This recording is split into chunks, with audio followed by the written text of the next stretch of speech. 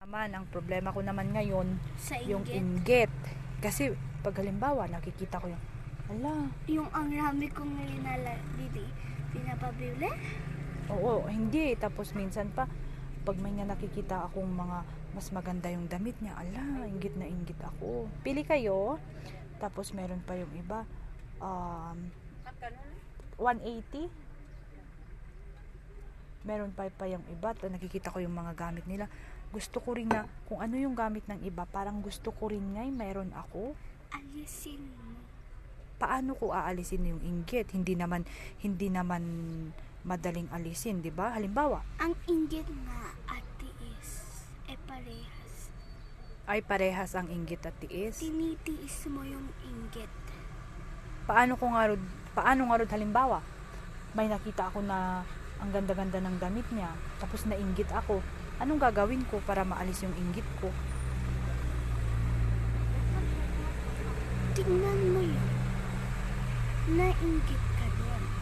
Kunyari, yun. Kunyari, merong babae doon, nakatayo sa atin. Okay? Tapos gusto mo yung damit, tapos galit ka. Tiisin. Tiis pa rin nga rod ang sagot doon. Ang Oo, inggit, pero- ang sagot sa inggit, tiis pa rin. Kahit naiinggit ka, tiisin mo na lang na naiinggit ka, ganon. Tapos yung inggit, alisin mo sa'yo. Tingnan mo, kunwari yun. Tapos tingnan mo yung sa'yo. Yung sarili ko. Oo. Mm-mm. Kunyari, dress sa kanya. Tapos ang short. Mm-mm. Tapos sa'yo, Long. casual, pants, Mm-mm. long. Tingnan mo yung sa'yo. O, paano pag tinignan ko na yung sa akin, tapos tinignan ko? Tapos tingnan mo, maganda yung sa'yo.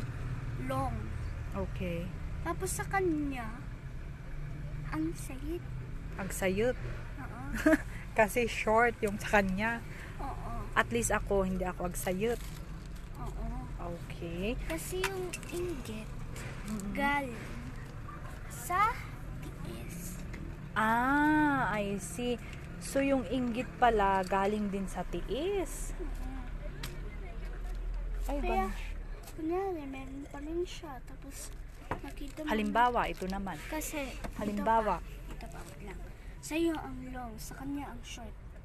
Tapos, dapat, piliin mo ang tamang dress. Ang mga Tamang damit. oo. Kunyari, sa kanya, meron na rin sa'yo. Short at short. Rin sa'yo. Dapat,